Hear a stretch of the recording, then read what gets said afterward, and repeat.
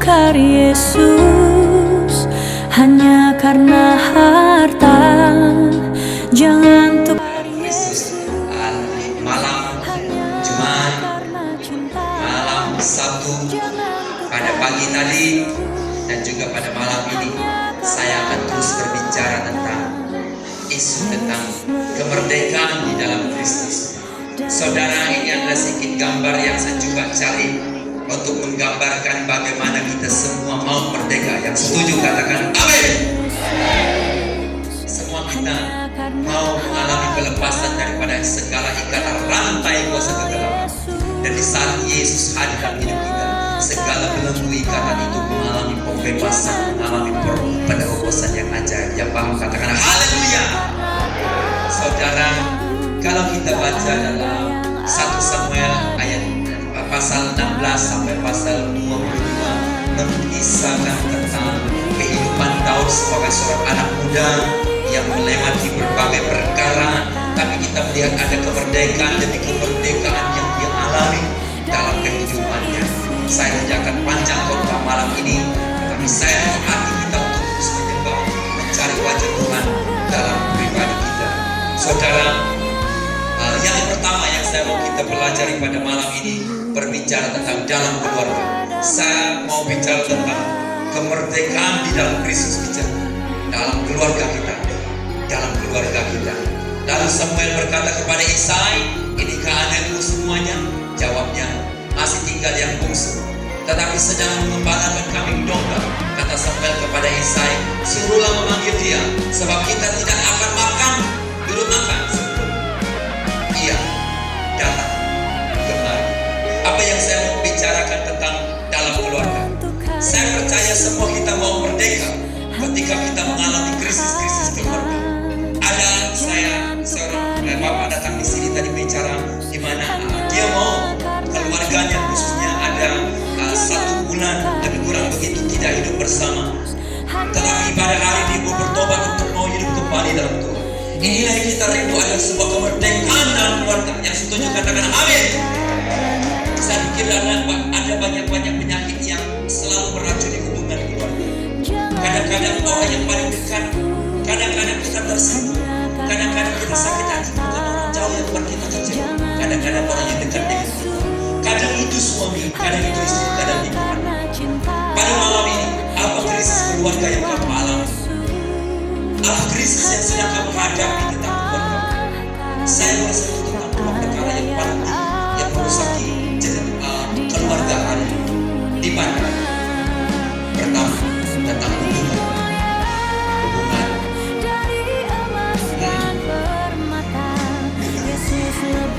Yang paham katakan. Sudah paham tak kamu orang? Belum. Suami istri itu maksud saya. Salah satu yang menyebabkan bukan akhirnya saya turun ke bawah. Salah satu masalah yang serius berlaku di badan adalah hubungan suami istri. Adalah satu. Banyak yang tak bisa sebut ini adalah perkara yang paling kuat. Pertama adalah hubungan. Perempuan keinginannya tidak sama seperti lelaki. Yang paham katakan lelaki keinginan seks tidak sama seperti keinginan seks perempuan. Yang paham katakan lelaki kalau dia maulah itu. Tapi kalau perempuan ada masa-masa tertentu. Yang paham katakan betul juga. Jangan orang bujang, saya paham. Orang bujang belum paham lah ini. Tapi kalau kamu paham sudah terlalu jauh perjalanan kehidupan kamu, cepat-cepat bertobat, saudara.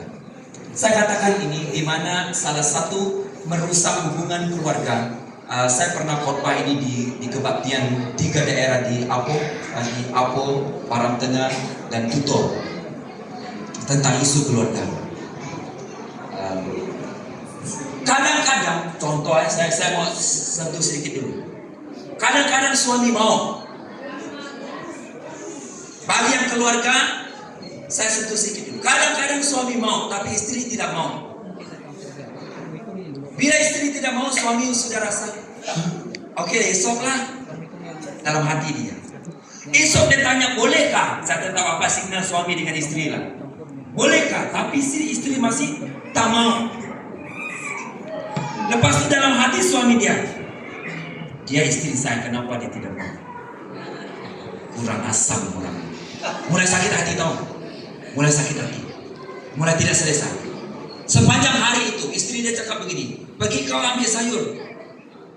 Dalam hati suami dia, semalam dia tidak mau bagi, sekarang pandai-pandai suruh saya. Saya cakap jujur nih.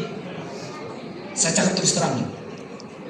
Even walaupun saya sudah melayani di kalangan banyak orang, masalah yang sama juga berlaku di kalangan pastor-pastor, pemimpin-pemimpin gereja. Saya telah menjumpai ini dan Tuhan telah bawa perkara ini untuk saya bagi tahu di kalangan Anda. Tapi pertama saya mau kata dulu, kalau suami kamu mau, kalau dia bangun lah, kalau itu keluarga itu bangun, siapa yang kasih tidur dia? Paham kamu maksud saya? Kalau kamu punya lelaki bangun, siapa yang kasih tidur dia? Tak ada kamu cari orang-orang lain kan? Paham kah? Bapak-bapak, kalau kau punya bangun, jangan cari orang lain punya. Saya ada satu ini juga, Pak. Yang paham katakan. Macam serius sekali kita tengok saja. Tapi masalahnya kalau kamu sebagai wanita sudah kawin tapi tidak mau, mungkin sebab ada alasan-alasan tertentu, sebab sakit lah, tidak sehat lah, yang tidak sehat 1 minggu, 2 minggu. Kalau kamu tidak bagi 1 bulan macam mana? Tidak bagi 2 bulan macam mana?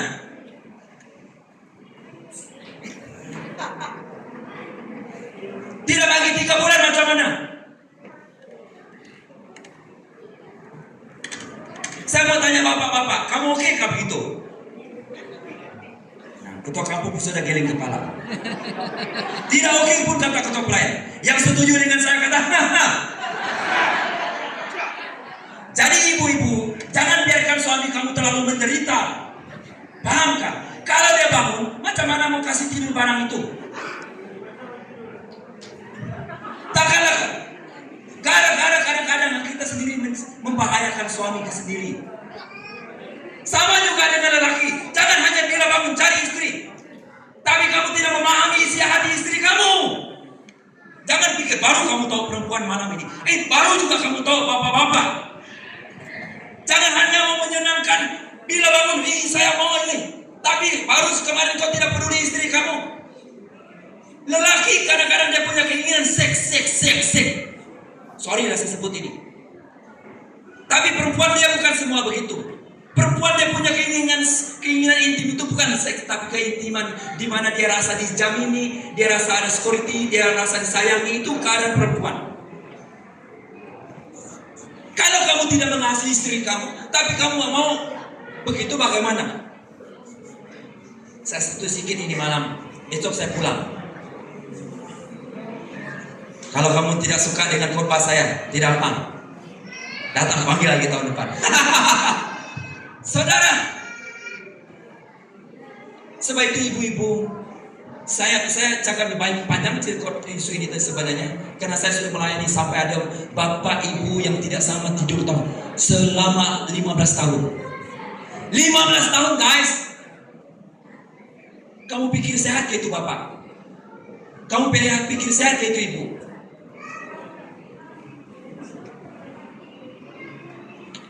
Ujung-ujung boleh cerai. Kedua, isu keuangan. Banyak asas saya boleh ajar kita tentang asas keperluan seorang lelaki. Saya juga boleh ajar bapak-bapak asas keperluan seorang wanita. Bagaimana asas keperluan wanita? Berbeza, tidak sama kita punya asas keperluan ini. Betul tidak sama. Ibu-ibu kadang-kadang mereka mau dihargai, mau dikatakan sayang semuanya. Lelaki tidak begitu. Dia pakai perasaan saja.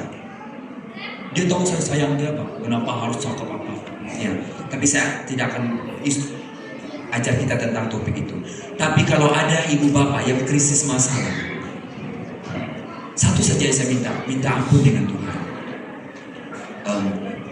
Kedua, isu keuangan. Ini perceraian kadang-kadang di luar sana banyak terjadi. Saya tidak akan banyak sentuh. Tapi ini isu berkenaan dengan anak. Ini anak yang bernama Daud. Bapaknya panggil semua anak-anaknya pergi untuk diurapi jadi raja. Nama anak ini Daud. Isai bapaknya anaknya Daud yang bungsu, anak yang paling bungsu. Dia macam abaikan anak ini. Karena waktu dipanggil menjadi raja, dia tidak panggil Daud. Yang dipanggil adalah semua 7 orang anaknya yang lain, abang-abangnya. Bapak yang panggil. Jadi kalaulah anak ini merajuk, habis saya cerita. Nah, saya simpulkan saja tentang hal ini. Saya akan membuat bapaknya tentang isu keluarga karena banyak sudah saya sebutkan. Kalau hari ini kamu ada masalah krisis keluarga suami istri, krisis dengan anak-anak, cepat-cepat bertobat. Ada seorang bapak tadi, dia sempat datang ke sini, itu seperti saya katakan tadi, dia mau bertobat. Mungkin ada juga yang lain ya, yang ada masalah dengan istri mungkin masalah lama sudah kepahitan, mungkin masih duduk sama, tapi rasa suami saya ini sangat marah saya, dia peduli saya sampai rasa tak tahan sudah saya pastor. Cepat bertobat, lepaskan pengampunan, ampuni dia, mengampuni satu sama yang lain. Yang setuju katakan amin. Yang ini berkenan dengan abang adik-beradik, saya tidak akan khotbah panjang tentang ini ya. Karena memang saya ada topik yang keras tentang isu-isu ini. Ketika Eliab kakaknya abangnya yang ketua mendengar perkataan Daud kepada orang-orang itu, bangkitlah amarah Eliab kepada Daud sambil berkata, mengapa engkau datang? Dan pada siapakah kau tinggalkan kambing domba yang 2-3 ekor itu di padang gurun? Aku kenal sifat pemberanimu dan kejahatan hatimu. Engkau datang kemari dengan maksud melihat pertempuran. Abangnya dia tidak senang dengan adiknya datang di medan pertempuran. Karena abangnya pandang siapa adik saya ini. Saya kenal adik saya ini. Dia bukan pandai, dia bukan bijak, dia bukan ahli askar pun yang boleh gaduh dengan orang lain. Tapi adiknya, dia ketika dia mendengar penghinaan abangnya sendiri, dia tetap melihat Tuhan. Justru Daud berhadapan dengan Goliat. So, saya tidak akan menekankan tentang ini. Kalau ada adik-beradik yang selalu bermusuhan, kata-kata yang menyakitkan, saya pikir kata-kata kita dengan adik dan saudara semua baik ya. Amin saudara, amin ya. Kalau ada, selesaikan sebaik mungkin. Saya mau tekankan tentang yang kedua. Dalam ujian, kemenangan dalam ujian kita, kemerdekaan di dalam Kristus melalui ujian. Dalam ujian kita, semua kita melewati ujian. Daud dia melewati ujian. Saya mau baca bagian ini.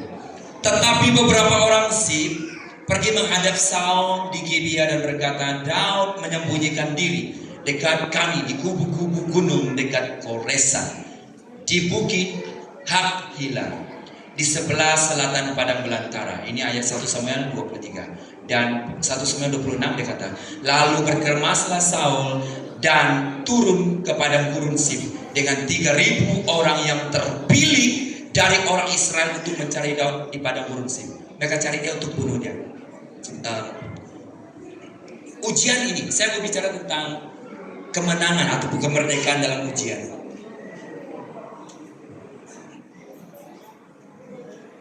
Saya mau tanya kita, apakah ujian yang selalu kamu hadapi setiap hari? Ujian bukan kertas ujian dari cikgu, tahu? Jangan pula pikir, saya habis sekolah sudah pastor. Ujian yang saya maksudkan di sini adalah cabaran, godaan yang kamu hadapi setiap hari. Apakah itu? Daud dia berhadapan dengan seorang yang bernama Saul. Boleh bawa meja saya ke bawah? Saul dia seorang yang sebenarnya Saul ini umpama bapak dia sendiri ya. Karena anak Saul sendiri kawin dengan Daud. Anak Saul sendiri dia kasih kawinkan dengan Daud. Tapi Saul ini masih tidak senang dengan Daud. Karena Daud sangat pandai. Daud seorang yang hebat. Ada orang nyanyi saja, Daud membunuh berlaksa-laksa. Kira macam itulah. Saul dia bunuh ribu-ribu. Aduh, bila dia dengar sakit hati dia. Karena Saul dia mau dipuji-puji bang. Tapi Daud yang tinggi-tinggi, kecil saja yang Saul bunuh. Oh iya, sebagai seorang bapak, tahukah macam mana kamu gerak? Kira macam itulah. Sampai dia mau bunuh itu Daud. Banyak kali dia bunuh sebenarnya. Ada 22 kali dia coba bunuh Daud. Bukan 1 kali, bukan 2 kali, bukan 3 kali. Kalau kamu hadapi ujian, menghadapi cabaran, selalu kita bagi warning 3 kali. Ditangkap, jaga dia, lagi, sekali jalan lagi, buat lagi. Memang orang ini jahat, jaga, saya bagi warning, last warning. Siapa selalu buat macam itu, last warning. Saya ketiga cakap dia, buat lagi. Terus kita sudah tidak tahan sekarang. Kita buat sekarang. Daud 22 kali. Bukan hanya dia holok, tapi dia mau membunuh. Kisah ini waktu Daud berlari di Gunung Sin, ada orang bersubahat yang tidak bagus. Akhirnya Saul sudah tahu di mana persembunyian Daud. Dia bawa 3.000 askar, orang yang terpilih untuk pergi bunuh Daud. Berapa ramai orang yang menyertai Daud itu? Tak ramai. Ada 400 orang saja. Dan orang-orang ini pun orang-orang yang susah, orang-orang terbuang. Nanti kita lihat itu. Ketika ada yang mau bunuh dia, dalam alami ujian itulah. Banyak ujian kita ini sebagai anak-anak muda pada malam ini. Dalam ujian kita, ujian waktu kita bercinta lah, waktu kamu bercinta, waktu kamu siapa yang masih bujang sini, angkat tangan dulu yang masih bujang, angkat tangan. Oke, angkat tangan, turun tangan. Oke, siapa yang sudah ada pasangan di sini, yang belum kawin tak ada pasangan, angkat tangan. Ada, oke. Ada tak ada, oke.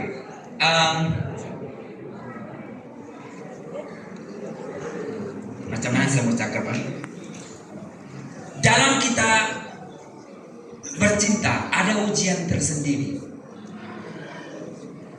ada godaan-godaan tersendiri. Dalam kita berbisnis ada ujian juga tersendiri. Dalam kita membangun kampung, saya pasti banyak ujian-ujian yang dilewati. Dalam kita memelihara gereja banyak ujian-ujian yang kita hadapi. Dalam kita membangun kerohanian kita banyak ujian-ujian yang kita hadapi, cabaran-cabaran yang kita hadapi. Saya sempat duduk dengan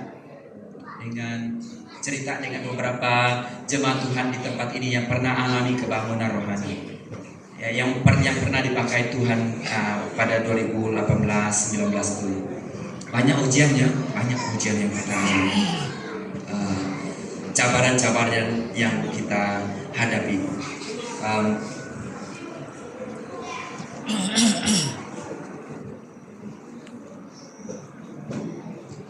Satu ujian kami lah keluarga dulu waktu meninggal sudah ada abang saya, dia kerja pembalakan dulu. Kami beradik ada 6 orang. Sekarang hanya tinggal 5 orang lah. Tapi masa itu waktu 6 orang, ada 2 abang saya yang nomor ketiga. Satu kali dulu abang saya yang nomor 2 dia kecelakaan kena kayu menimpa kepala dia, dan dia punya tulang leher ini patah. Ya, patah 3 patah di sini. Kalau melihat muka keadaan eksiden itu memang terus mati sana lah dia sebenarnya. Tapi hari yang sama memang ibu saya berdoa berpuasa, karena mak kami sangat berdoa untuk kami dulu. Dia berdoa berpuasa untuk kami, dan tengah hari itu dia rasa lain, dan dia di kebun datang kereta company sampai di sana, dan mereka panggil, datang kamu, kita pergi ke camp. Dia sudah rasa ada sesuatu yang tidak betul. Singkatkan cerita, abang saya dia kena kayu, pecah sini dia saudara, korak sini.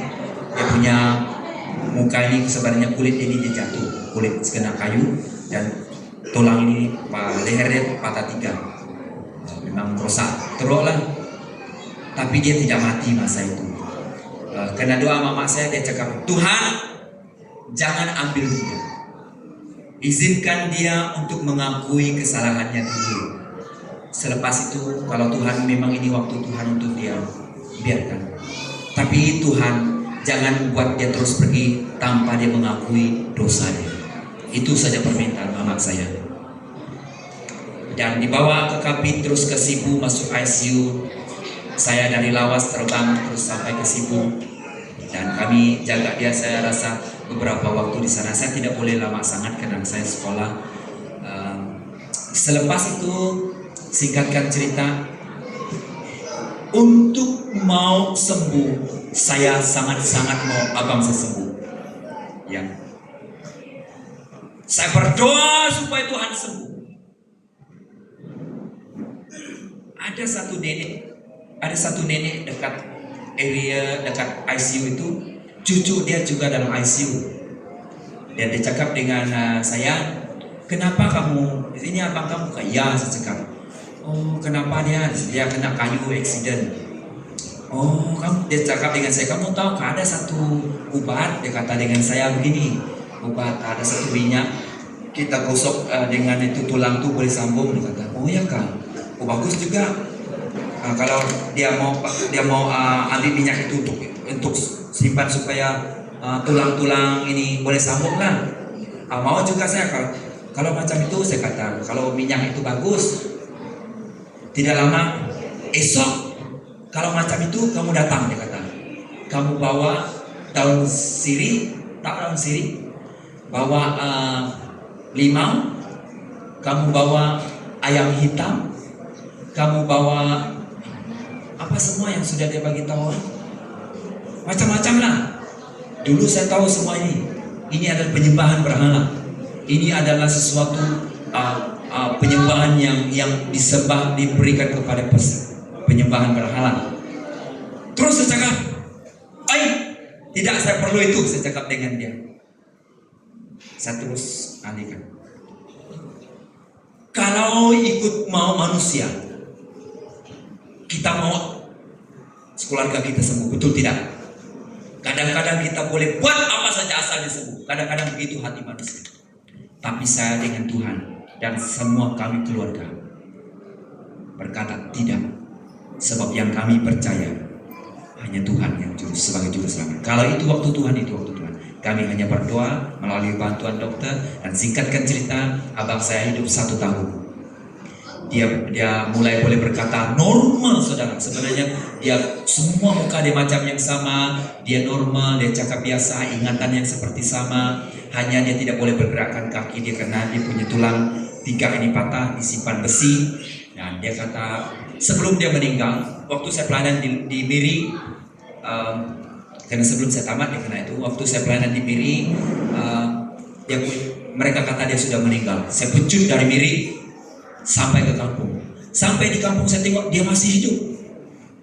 Rasa malu juga saya sebab saya sudah bagi tahu jemaat Tuhan yang abang saya mati itu sebab saya pulang. Bila saya sampai rumah dia hidup, sehat macam dia dapat cakap dengan kami. Dan saya melihat mama saya yang menderita jaga dia. 1 tahun ibu bapak saya menderita dan merasa macam sangat berat menjaga dia. Saya kata dengan mama saya akan berdoa begini dengan abang saya ini. Saya kata, kalau ini waktu Tuhan panggil dia, biar dia begini. Tapi kalau Tuhan mau sembuh dia, sembuh dia. Bolehkah saya doa macam ini? Saya cakap dengan mama saya. Karena saya kasihan kamu dua menderita. Mak saya kata, tidak juga dia cakap iya, tidak juga dia cakap tidak. Dia hanya diam. Tapi saya sebagai anak, saya kasihan orang tua saya. Saya ubah doa saya. Saya hanya minta sembuh-sembuh. Tapi selepas itu saya berdoa, Tuhan, kalau inilah waktu Tuhan untuk dia kembali, bawalah dia kembali kepadamu. Jangan buat dia menderita. Tapi kalau Tuhan mau dia sembuh, sembuhkan dia. Jangan buat dia menderita seperti ini. Tapi waktu Tuhan mau bawa dia kembali sudah. Kalau waktu dia kembali. Dan pada petang itu, abang saya, dia berkhotbah untuk Tuhan. Dia bersaksi. Bagus sharing dia. Dia bertobat, dia mengakui dosa dia bagi semua keluarga dari sebelah, semua darah sudah kumpul. Karena orang ingat dia sudah meninggal. Petang itu sudah ada sharing. Saya turun ke camp, turun ke Kapit untuk balik pelayanan. Sampai di Kapit pukul 6 pagi, pukul 7 pagi, telepon dari rumah, abang kamu sudah meninggal. Malam itu juga. Saya patah balik lagi. Perjalanan dari sana, dari Kapit pergi ke kampung kami menggunakan ekspres 4 jam, kendaraan 5 jam lebih. Berarti mau lebih kurang 10 jam harus ambil masa untuk perjalanan. Saya sepanjang malam itu dari kampung pulang ke Kapit, tapi sampai di Kapit saya balik lagi, dan sampai di sana dia memang sudah dipanggil Tuhan. Tetapi kami bersuka cita karena kami tahu itu masa Tuhan. Saya mau sebutkan tentang ini, isu ini, tentang mendiang abang saya dahulu, karena itu ujian. Banyak ujian kita ini. Aku ada saat ini, semuanya karena kasih-Mu.